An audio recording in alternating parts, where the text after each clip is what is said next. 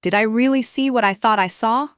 A bright red phone, glaring against the white sheets on my side of the bed, where no such phone should be. I'm Vivian Wittman, 35, on a business trip in Chicago, 3 days into a marketing conference that's kept me from my husband Andrew and the cozy townhouse we've shared for 8 years. The digital clock on the hotel nightstand blinks 11:30 p.m., and my laptop chimes with Andrew's incoming video call, a lifeline to home. His face, familiar and warm, with dark hair slightly tousled from that nervous habit of his, fills the screen, and my heart lifts. But then, in that fleeting moment when he adjusts the camera, I see it. A splash of red that doesn't belong. My breath catches, but I keep my voice steady, smoothing my long brown hair and touching the emerald earrings he gave me last anniversary.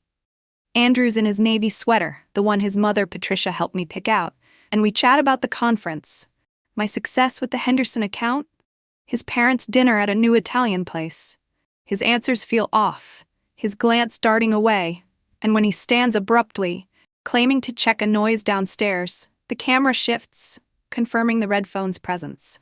My stomach twists, but I've learned in 8 years of marriage that confrontation makes him slippery. I smile, lie about my return flight being Thursday afternoon instead of tomorrow morning, and end the call with a calm goodnight.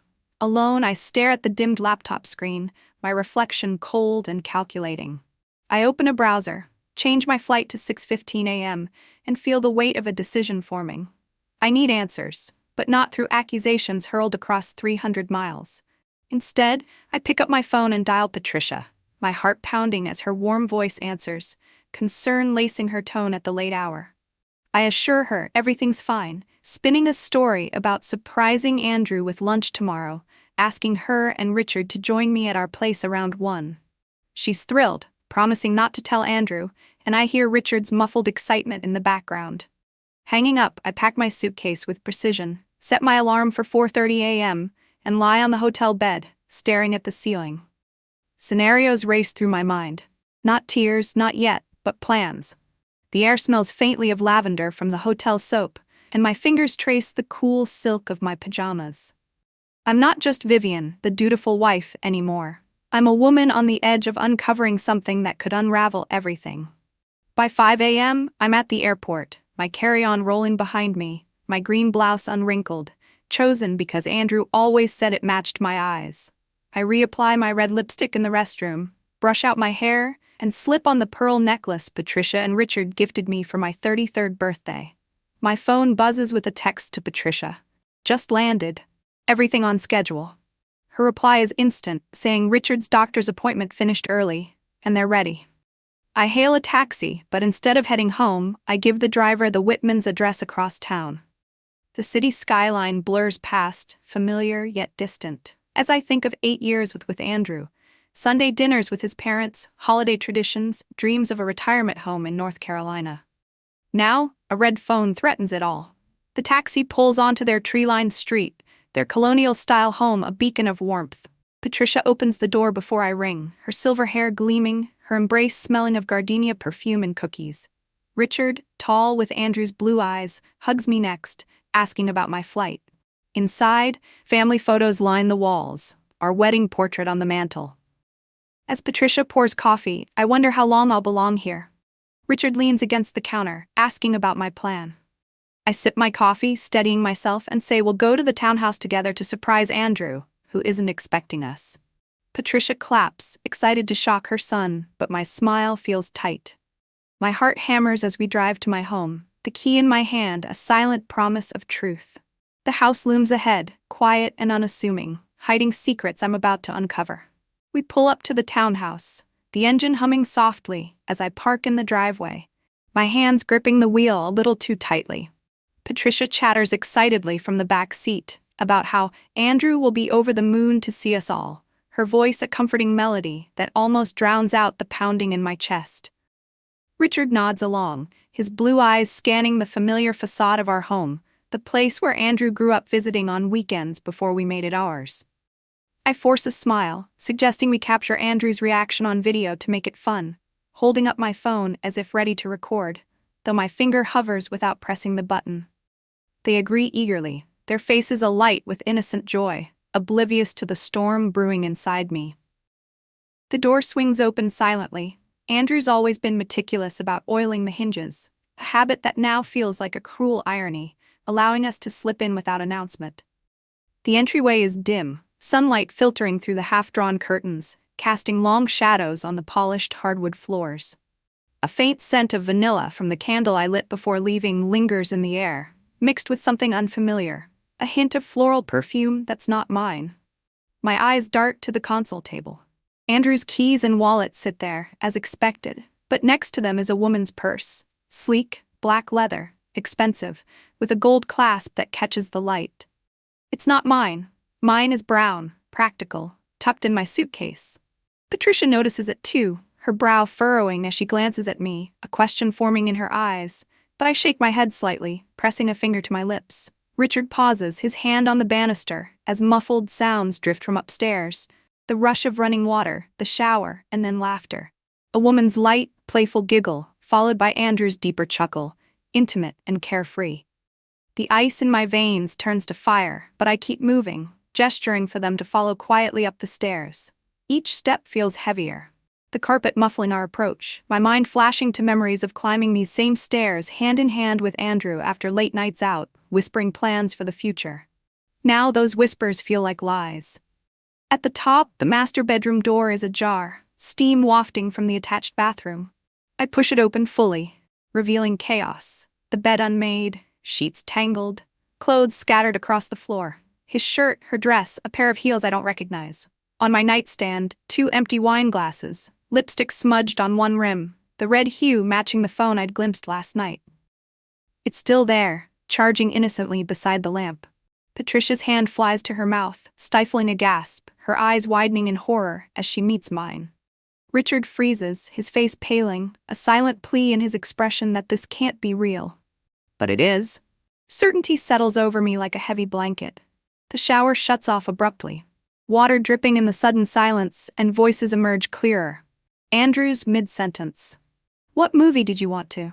He steps out, towel slung low around his waist, hair slicked back, water beating on his shoulders.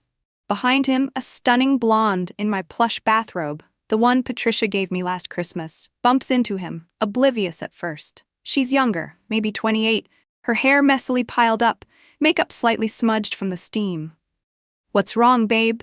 she asks, peering around him. Then she sees us, gasps, clutches the robe tighter.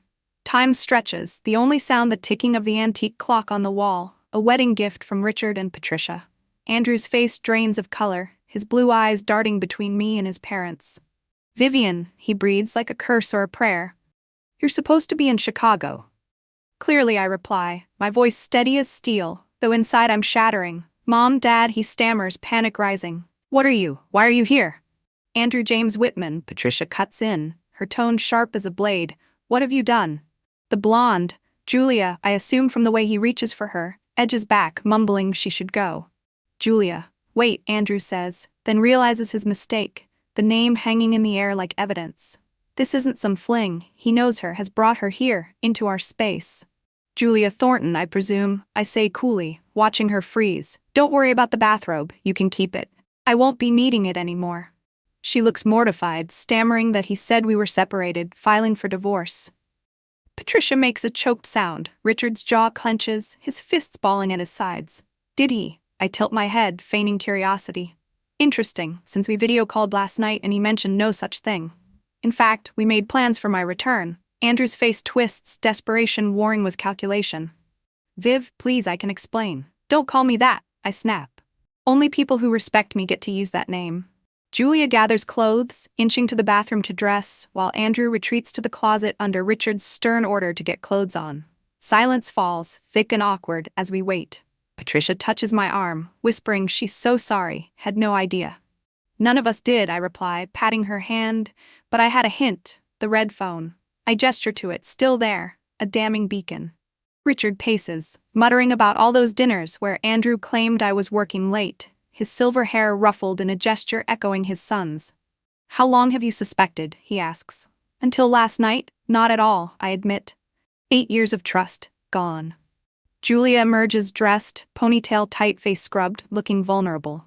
"I'm just going to go," she says quietly. Andrew calls after her from the closet, but she shuts him down, humiliated enough. She pauses at the door, turning to me with remorse. I really didn't know. I'm so sorry. Her footsteps fade down the stairs, the front door clicking shut.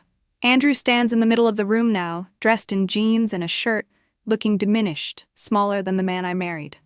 How long? I ask simply, my voice cutting through the heavy silence like a knife, my eyes locked on Andrew as he shifts uncomfortably under the weight of our stares. He swallows hard, his Adam's apple bobbing, and glances at his parents, pleading for some escape. Vivian, please, can we talk about this alone? No, we all say in unison, the word echoing with finality. Patricia's voice trembling, Richard's firm, mine unyielding. His shoulders slump, defeated, and he mutters, 6 months. But it wasn't serious until... 6 months, Patricia repeats, her tone shaking with disbelief. You've been betraying Vivian for half a year. Richard steps forward, his face a mask of controlled fury, each word deliberate. You brought that woman into the home you share with your wife, gave her access to Vivian's personal spaces, her belongings. I made a mistake, Andrew says desperately, his hands gesturing wildly. A terrible mistake, but we can work through this. Couples do it all the time. I laugh then, a short, bitter sound that surprises even me, echoing off the bedroom walls where our wedding photos still hang, mocking us. Work through this? You've been living a double life for 6 months, Andrew, lying to my face every day, telling me you love me while sleeping with another woman.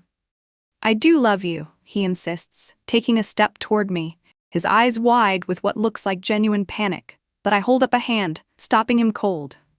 No, you don't get to say that anymore. The room feels smaller, the air thick with the scent of shampoo from their shower, mingling with the faint wine aroma from the glasses on the nightstand. Patricia moves closer to me, her hand on my shoulder, a steady anchor, while Richard continues pacing, his footsteps soft on the carpet. Son, he says finally, his voice deep and authoritative, I think it's best if you pack a bag and give Vivian some space. Andrew's expression hardens, a flash of defiance crossing his features. This is my house too, Dad. You can't just kick me out. Actually, I interject, my tone icy calm. The deed is in my name. Or did you forget that when you insisted on it for tax purposes?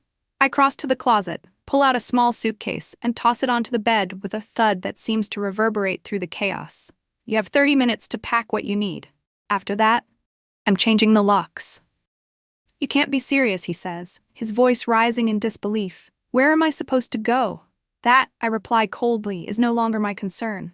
He's certainly not coming to our house, Patricia adds, her voice steady now despite the tears glistening in her eyes. I didn't raise my son to behave this way. Andrew looks stricken, his gaze bouncing between them and me. Mom, Dad, please. Richard shakes his head slowly, disappointment etched in every line of his face. Your mother's right, Andrew. You made your choices. Now face the consequences. As he begins haphazardly throwing clothes into the suitcase, shirts crumpled, pants folded roughly, muttering about overreactions and second chances, I step out into the hallway, needing a breath of air less tainted by betrayal. Patricia follows, catching my arm gently, her gardenia perfume a comforting reminder of all the good she's brought into my life. Vivian, she says softly, whatever happens between you and Andrew, please know that Richard and we still consider you our daughter. That doesn't change. Tears prick my eyes for the first time, hot and unexpected, and I pull her into a hug, whispering thank you. You have no idea how much that means. We stand there for a moment, the sounds of Andrew's packing filtering through the door, until Richard joins us, his presence solid and reassuring. That evening, after Andrew departs with his suitcase and repeated failed pleas, his car peeling away from the curb with a roar that echoes my inner turmoil, the house feels emptier, yet somehow lighter, the shadows lengthening as the sun dips low. Patricia and Richard stay, helping me strip the bed of its linens, the sheets that still hold the faint imprint of strangers, and remake it with fresh ones from the linen closet, crisp and clean. We order takeout, Chinese, something simple, since none of us feels like cooking, and sit in the living room, talking in low voices about everything and nothing. The latest detective show Patricia loves, Richard's golf game, my conference highlights before it all unraveled. You don't have to stay, I tell them as darkness falls outside, the streetlights flickering on. I'll be okay. We know you will. Richard replies, squeezing my hand. You're the strongest person in this family. Always have been. Family, the word brings fresh tears. But they're softer now, mingled with gratitude. Alone finally, the house a museum of our marriage with photos and mementos staring back. I sit on the edge of the bathtub, phone in hand. A dozen missed calls from Andrew. Texts pleading and promising. I delete them all without reading, my fingers steady on the screen. Instead, I email my boss for 2 weeks personal leave. Vacation time I've hoarded, now ready to use for healing. In the kitchen, I open the white wine Patricia left, for medicinal purposes, she'd said with a wry smile, and pour a generous glass, the cool liquid a small comfort. Upstairs, I run a steaming bath, adding lavender oil that bubbles softly, the steam rising like forgotten dreams. Sinking in, wine in hand, the emotions finally break through. A sob escapes, then another, tears mingling with the water. I cry for 8 years, invested in a man who could betray so completely, for the children we'd planned, the future now ashes. When the water cools, I emerge feeling cleansed, dry off methodically, apply moisturizer, slip into silk pajamas. In the bedroom, I toss Andrew's pillow into the corner. Tomorrow, new ones, maybe a new mattress. Sleep comes deep and dreamless, sunlight waking me to a momentary bliss before reality crashes back. My phone chimes. Patricia checking in. Sweetheart, Richard and I are thinking of you. Call if you need anything. I smile faintly, replying, I'm okay. Thank you for yesterday. Love you both. Their instant response, we love you too, always. That gives me strength to rise, shower, dress in jeans and a soft sweater, make breakfast, eggs and toast, something nourishing I rarely have time for. As I eat, I list tasks. Contact a divorce attorney, change locks, close joint accounts, update will and insurance. Mundane, but each cuts another thread from our tangled life. The morning light feels sharper. Cutting through the kitchen blinds as I sip my coffee, the list of tasks before me a lifeline to control. By noon, the locksmith has come and gone, leaving shiny new keys that feel heavy with finality in my hand. The divorce attorney, Meredith Barnes, schedules a meeting for tomorrow, her voice calm and professional over the phone, promising clarity. I close our joint checking account, transferring the balance to a new one, in my name only. My fingers steady on the bank's website despite the ache in my chest. The doorbell rings, and through the peephole I see Andrew on the porch, his face a calculated mask of contrition, unshaven, dark circles under his eyes, still in yesterday's clothes. His black BMW idles at the curb, a reminder of the life we built, or I thought we built. Vivian, please, he calls through the door. I know you're in there. Your car's in the driveway. We need to talk. I lean my forehead against the cool wood, weighing options. Ignoring him risks a scene. Calling the police feels extreme. I choose to face him, opening the door just enough to meet his gaze, arms crossed. What do you want, Andrew? He gestures toward his car. I spent the night in it. Couldn't get a hotel. Credit cards declined. That's because I froze our joint accounts, I say, voice even. You have your personal ones and cash. He admits he has no personal account, no cash to speak of, relying on me for years to manage finances, a convenience I now see as control relinquished. That's a you problem, I say, the phrase borrowed from younger colleagues, sharp and final. His face tightens. Look, I know you're upset. Upset? I laugh, the sound cold. Upset is forgetting our anniversary. This is betrayal. He insists it was a mistake, pleads for a second chance, citing our 10 years together, 8 married. It counted for everything, I say quietly, which is why this hurts so much. Hope flickers in his eyes, manipulative and familiar. Let me make it up to you. Counseling, time apart, whatever it takes. I study him, the man I thought I knew, and see the truth clearly now. You're not sorry for the affair, I say slowly. You're sorry you got caught. If I hadn't seen that phone, you'd still be lying. He protests, claiming he planned to end it with Julia, waiting for the right time. I raise an eyebrow. 6 months, bringing her into our home, wearing my robe. That's not ending it. Frustration replaces his contrition. What do you want, Vivian? I've apologized. What more can I do? Nothing, I say simply. Some betrayals cut too deep. He accuses his parents of turning me against him, his voice rising. Leave them out of this, I warn. They're heartbroken enough. He snaps, they're his parents, not mine, but I counter, I didn't turn them against you, you did. I begin closing the door. This isn't over, he says, low and tense. This is my house too. Actually, it's in my name, I remind him. My attorney will be in touch. I lock the deadbolt, listening as his footsteps retreat, his car roaring away. My hands shake as I pour a glass of water, the encounter leaving me raw but resolute. Had he always been this manipulative, or had I missed it, blinded by love? My phone rings, Patricia. Andrew called Richard, she says. Claims you locked him out, froze his accounts. True, I confirm, but only the joint ones. He's 39 with no personal account. That's on him. She sighs. Richard told him he's made his bed. Andrew shouted, hung up. Whatever happens, Vivian, she says, you're our daughter, even if you divorce him. Tears prick my eyes. Thank you, Patricia. The call ends and I feel lighter, their loyalty a balm. I gather Andrew's belongings, his coffee mug, baseball team photo, record player, packing them into a box labeled with his name for his office tomorrow. No confrontation needed. In the afternoon, I rearrange the living room, moving the couch to face the window, sunlight spilling in. I swap his books for mine, dusting off novels I'd boxed away to appease his taste. Small acts, but they reclaim this space as mine.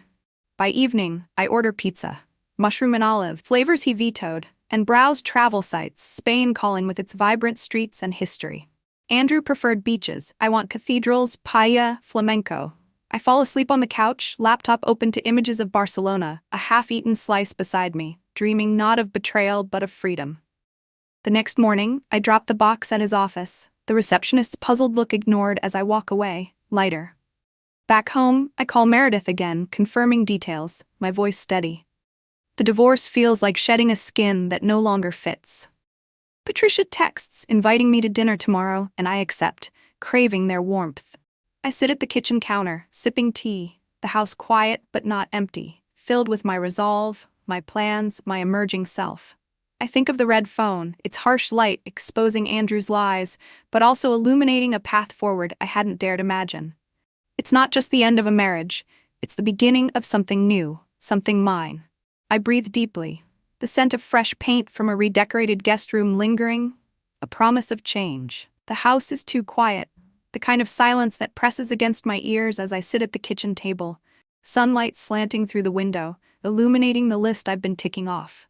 Locks changed, attorney meeting set, joint accounts closed. My phone lies still. No more of Andrew's frantic texts since I blocked his number last night, a decision that felt like cutting a final thread. I sip my tea, the warmth grounding me, but the ache in my chest lingers, a bruise from yesterday's confrontation. I'm still processing the image of Andrew diminished in our bedroom, his betrayal laid bare before his parents' horrified eyes. Patricia's words echo, "You're our daughter," and they steady me as I prepare for the day. The doorbell chimes, and my heart lurches, fearing it's Andrew again. But it's just the delivery of new pillows I ordered this morning, soft and free of his scent. I toss the old ones, including his, into a donation bin, a small act of reclaiming my space. By afternoon, I'm at the bank, finalizing the transfer of funds, the clerk's sympathetic glance unnoticed as I sign forms with a steady hand. Meredith, my attorney, calls to confirm tomorrow's meeting, her voice a lifeline of professionalism. Back home, I sort through more of Andrew's things, his vinyl records, a tie he wore to our engagement party, and add them to the box for his office. The act is mechanical, but each item I pack feels like shedding weight. I pause at our wedding album, the photos of us smiling under Patricia and Richard's proud gazes, and my throat tightens. I close it gently, not ready to discard it, but not ready to look either. The phone rings, and it's Patricia, her voice warm but cautious. "Vivian, sweetheart, how are you holding up?" I admit I'm okay, just navigating the practicalities, and she invites me to dinner tomorrow, promising Richard's famous lasagna. I smile, accepting, their support a constant in this storm. "Andrew called again," she adds, hesitant. "He's staying at a motel now, still insisting he can fix this." I sigh, unsurprised. "He can't," I say simply, and she agrees, her loyalty unwavering. Hanging up, I feel a flicker of gratitude that softens the edges of my pain. Evening falls, and I run another bath, the lavender oil swirling as steam rises, the wine glass replaced with chamomile tea tonight. I sink in, letting the water soothe the tension in my shoulders, but my mind replays yesterday. Julia's mortified face, Andrew's desperate excuses, the red phone glaring from the nightstand. I don't cry this time. Instead, I plan. Spain, Patricia had mentioned, overhearing my dreams when she borrowed my laptop. They're planning to gift me a trip, she'd hinted, and the thought sparked something alive in me. Barcelona's vibrant streets, Madrid's history, a chance to be Vivian, not just Andrew's wife. I dry off, slip into fresh pajamas and climb into bed, the new pillows a small luxury. Sleep comes easier, though dreams weave fragments of our old life with glimpses of something new. Morning brings a text from Richard. "We're here for you, always." I reply with thanks, then head to Meredith's office, her calm efficiency guiding me through the divorce's legal maze. The prenup, she notes, favors me, especially with Andrew's infidelity violating its morality clause. I nod, feeling not vindictive, but resolute. Back home, I rearrange more furniture, the dining table now centered under the chandelier, a space for new memories.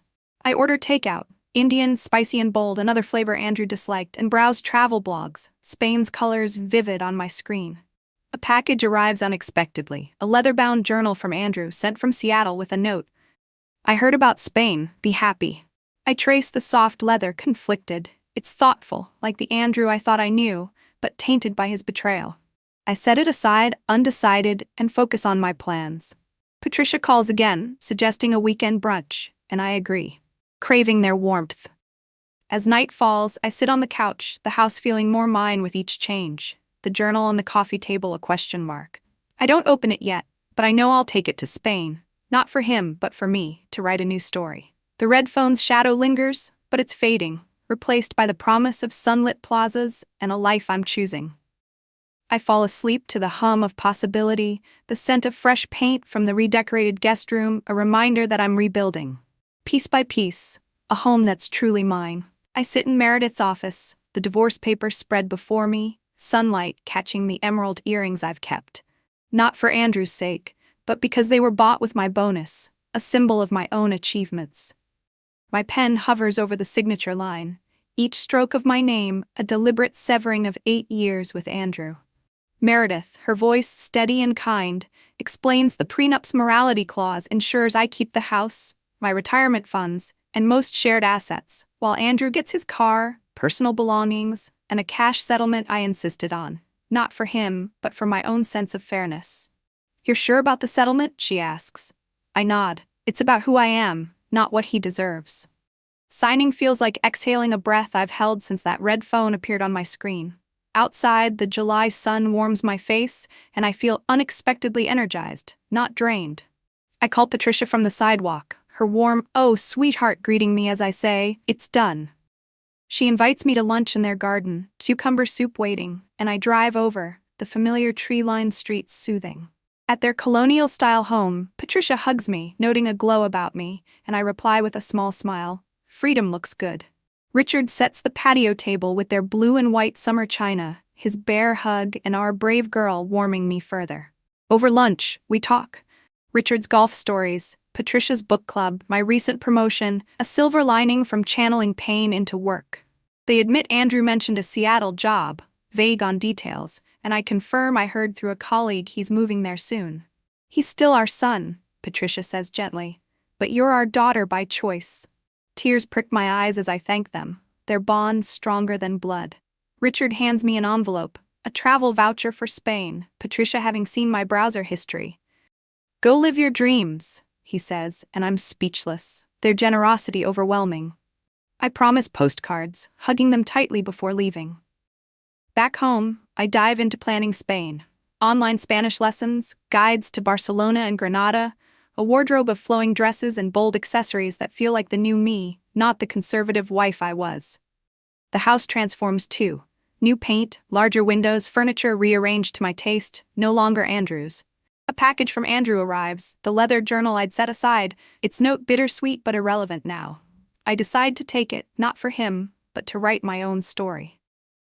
The night before departure, I host Patricia, Richard, and colleagues for dinner, the table set with my own style, laughter filling the space where tension once lived. Richard toasts to new beginnings, calling me brave, and I feel gratitude for this chosen family. In Spain, I walk Barcelona's streets, savor tapas, photograph Gaudi's masterpieces, the divorce decree arriving via email at a Gothic quarter cafe. I read it, sipping sangria, surrounded by flamenco guitar and vibrant life. A man smiles at me, no agenda, and I smile back, feeling present, unburdened. In my hotel room, I open the journal, writing, "Today I begin again," the iron balcony framing a quiet plaza below. Back home, the house feels lighter, my routines bolder. Spicy dinners, new books on the shelves, plans for more travel. Patricia and Richard visit often, their love a constant. I start therapy, unpacking the betrayal, learning it wasn't my fault. A colleague mentions Andrew's new consulting firm in Seattle, a life separate from mine, and I wish him well. No anger left. The red phone, once a wound, now feels like a key unlocking my strength. I sleep soundly, dreaming of sunlit markets and the woman I'm becoming, no longer defined by Andrew's choices but by my own. I buy a new mattress, the old one donated, and replace the last traces of our shared life with pieces that reflect me. Bright art, soft rugs, a vase for Patricia's flowers. Each change cements my freedom, the house a canvas for my future, not a museum of the past. A year has slipped by in a haze of transformation, the calendar marking August now, but my life feels worlds away from that shattering discovery. The townhouse gleams with fresh renovations. Open concept spaces where walls once divided, light blue cabinets replacing the dark ones Andrew deemed practical, enlarged windows flooding rooms with natural light that mirrors my brighter outlook. I stand in the sunny kitchen, arranging strawberries on a homemade cake, their red bursts vivid against the white frosting, a treat for today's gathering. Patricia hovers at the island, placing flowers in a vase, her silver hair catching the light as she assures me the strawberries are perfect. Charlotte will love it. At the name, my heart swells. 6 months ago, after returning from Spain with renewed purpose, I dove into the adoption process, mountains of paperwork and interviews leading to this. 5-year-old Charlotte Rose Wittman, my daughter, home at last. Giggles drift from the backyard where Richard pushes her on the new swing set, her dark curls bouncing with joy. "I still can't believe she's here," I say softly, and Patricia wraps an arm around me, affirming I'm a mother now, and Charlotte adores me. It's true. From the moment she arrived, hesitant but open, calling me mommy within days, her big brown eyes trusting in a way that heals old wounds. "I couldn't have done this without you and Richard," I add. "Their support through divorce, travel, adoption, unwavering. We always will be here," she promises. That's family. The doorbell rings, guests arriving for Charlotte's welcome party. Colleagues turn friends, neighbors, even my parents from Arizona, making an effort now in ways they never did before. Charlotte starts shy, clinging to my leg amid the strangers, but warms as other children show her tag in the yard, her laughter blending with theirs. I move through the crowd, accepting hugs and congratulations, but my eyes seek Charlotte constantly, ensuring she's not overwhelmed. In a quiet moment, I stand beside Richard, watching Patricia kneel in the grass, helping Charlotte weave a daisy chain, their easy affection, a balm. "She's a natural grandmother," I observe, and he nods, eyes crinkling. "She's been waiting for this." I hesitate, then ask if they'd be Charlotte's official grandparents, wanting her to know them as Grandma and Grandpa, not just names. Richard's eyes glisten, his voice rough. "We'd be honored, more than you know." After cake and presents, stuffed animals, books, canopy bed with fairy lights, guests depart, leaving us on the patio as summer evening cools, jasmine scenting the air. Patricia pulls a gift from her purse, a silver locket for Charlotte, with their photo on one side, space for mine on the other, to keep family close. I unwrap it, touched, knowing Charlotte will treasure it. Richard hands an envelope, explaining they've updated their will, naming me and Charlotte heirs to the house and most assets. Andrew provided for, but not the bulk. "But I'm not blood," I protest weakly. "Blood's overrated," he says firmly. "You're our daughter by choice." Tears spill as I agree to weekly Sunday dinners, letting them spoil her, teach her what grandparents do.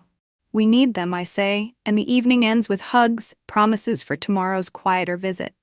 Alone, I tuck Charlotte in, her arm around the elephant Richard brought, fairy lights twinkling as she drifts off. I watch her breathe, marveling at how she's captured my heart.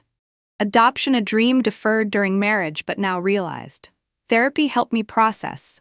Andrew's postponements on kids were signs I ignored, but the universe knew, placing that red phone to redirect me. Andrew's in Seattle, dating someone new via Patricia's updates. I wish him well.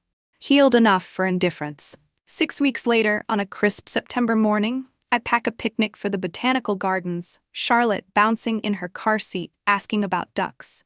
Yes, and Grandma packed bread, I say, her delight warming me. At the entrance, Patricia and Richard wait, Charlotte running into Richard's arms for a spin, squealing. We wander paths, butterflies, statues, clover hunts, then picnic by the pond, stories flowing as Charlotte bonds, Patricia tucking her hair with tenderness. Biology fades. This is family, chosen and cherished. As day wanes, Charlotte begs to go with them for chess, and I agree, picking her up at 7 after errands. At the bookstore, I browse Italy, Greece guides, future trips with Charlotte. By evening, at their door, Charlotte greets me excitedly, showing a wooden music box from Patricia's grandmother, now hers. Family treasures stay in family, Patricia says, the unspoken depth moving me. Goodbyes include Sunday dinner invites, and driving home, Charlotte hums, declaring love for our family. I glance in the mirror, seeing a stronger woman, the red phone a doorway to this joy.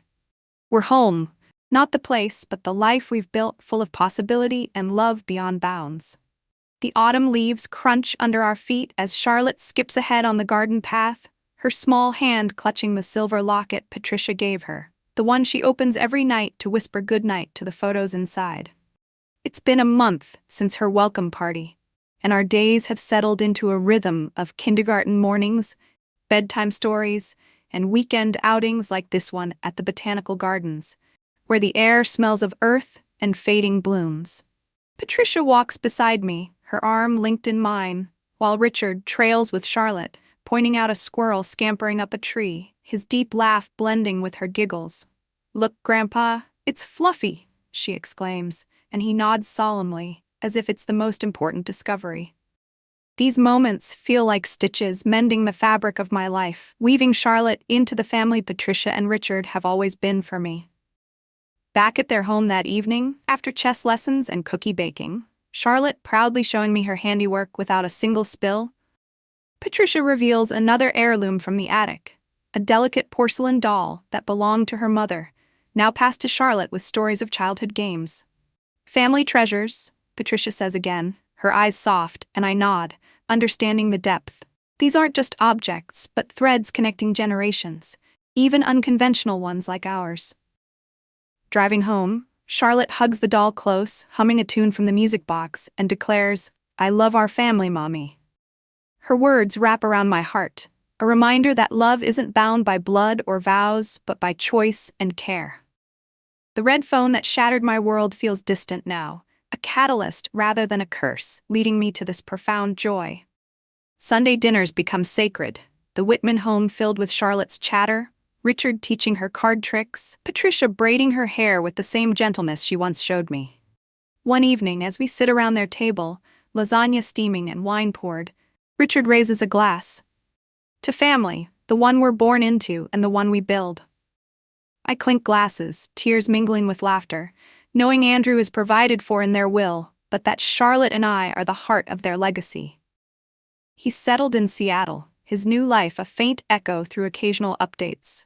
But I harbor no bitterness. Therapy has taught me forgiveness is for my peace, not his redemption. Charlotte thrives, her drawings covering the fridge, stick figures of us all holding hands, the house a canvas of her imagination. I've started a journal for her, separate from the leather one Andrew sent, filling it with our stories, trips to the park, her first lost tooth, the way she calls Patricia Grandma, with unreserved love.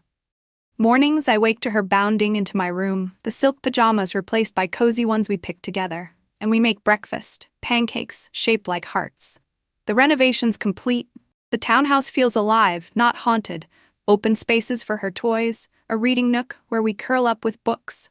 My parents visit more, drawn by Charlotte's charm, but it's Patricia and Richard who fill the grandparent role with unwavering presence, their home a second haven. As winter approaches, we plan a Christmas vacation, all 4 of us, to a cozy cabin, snow and hot cocoa awaiting. Charlotte's excitement bubbles over, her brown eyes wide as she lists wishes. A sled, more time with Grandma and Grandpa. I smile, realizing this is fulfillment. Motherhood's quiet miracles. Families' enduring bonds. The betrayal that once raged like fire has cooled to embers, forging me stronger, wiser. I no longer dream of what-ifs with Andrew, but of tomorrows with Charlotte. sunrises over shared adventures. In the quiet nights, as she sleeps, I stand in her doorway, the fairy lights casting a soft glow, and whisper thanks to the universe for redirecting my path. Home isn't the walls around us but the love within, boundless and true. As the seasons turned gently onward, the sharp edges of memory softened, like waves smoothing stones along a quiet shore. Charlotte grew, her laughter a constant melody in our home, her small hand fitting perfectly in mine as we walked familiar paths, leaves whispering underfoot in autumn's embrace. Patricia and Richard remained our anchors, their colonial house a sanctuary of warm lights and open arms, where stories unfolded over steaming mugs and shared silences held as much comfort as words. We gathered often, not out of obligation but desire, building traditions anew, baking pies from Patricia's old recipes, Richard teaching Charlotte the stars on clear evenings, their bonds deepening with each passing day. The red phone, once a harbinger of pain, faded into a distant echo, a reminder that even from ashes, beauty could rise. I found peace in simple rhythms, mornings with Charlotte's sleepy hugs, afternoons exploring the city hand in hand, evenings journaling our joys under the soft glow of her fairy lights. Therapy's gentle guidance helped me release the last tendrils of hurt, replacing them with gratitude for the family we'd chosen, stronger for its intentional weave. Andrew's life in Seattle became a neutral fact, wished well from afar, no longer a shadow over my light. My parents bridged distances too, but it was Patricia and Richard's unwavering presence that truly completed our circle. Their legacy now intertwined with Charlotte's future, heirlooms and hearts passed down with love. As winter's first snow fell outside our window, blanketing the world in hush, I held Charlotte close, her breath even in sleep, and felt the profound wholeness of it all. Life, with its unexpected turns, had led me here, to motherhood's tender grace, to bonds that transcended trials. And in that stillness I whispered to the night, "We are home." The words dissolving like snowflakes, gentle and true, into the promise of tomorrow.